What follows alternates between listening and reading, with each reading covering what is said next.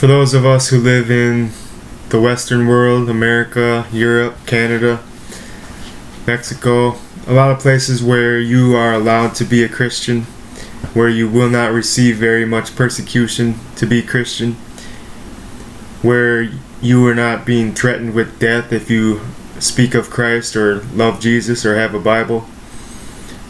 We, of all people, should not be ashamed of Christ.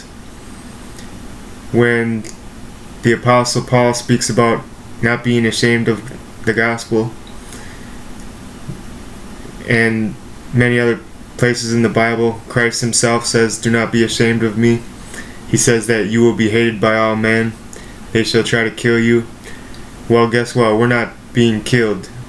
And yet we're more afraid to speak about Christ publicly than some people in China who will be killed or thrown in prison for speaking about Christ. So we need to adjust our priorities. We need to face the facts that we are cowards in the face of society. And we need to start standing up for Jesus and not being ashamed. Alright? We can set the record straight. Christianity has been corrupted by the enemy. Satan has snuck in and threw his little seasoning into the meal of Christ and caused it to taste bad, unlike this meal. Just joking.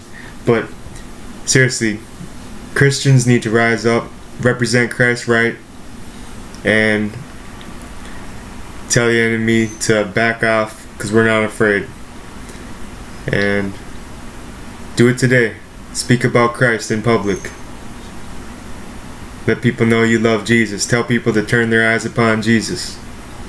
Ask them if they're serving Jesus, if they love Christ, if they've been converted, born again, if they've been rescued by the Lord. Anything. If they believe He rose from the dead. Mention His name in public. Test yourself. Are you ashamed of Christ? Because if you're ashamed of Christ, He'll be ashamed of you. Alright? So let's do this today. You're not going to be killed. You might be ridiculed. There's this guy I run into all the time. And I live in a city with about 25,000 people. 23,000 people. And I run into this guy like almost every time I go out. You know? At least twice a week. I run into him about once a week. And every time I talk to him, he cusses at me and says all kinds of wicked stuff. Hates Jesus.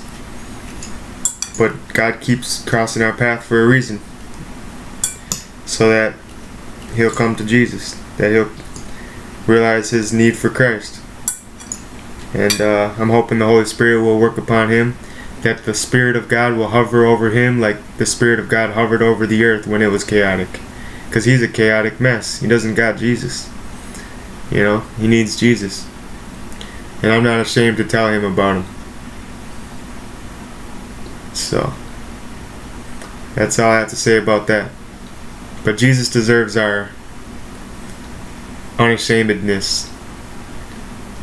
He deserves our appreciation. And he deserves to see people who will stick their necks out for his name. Right?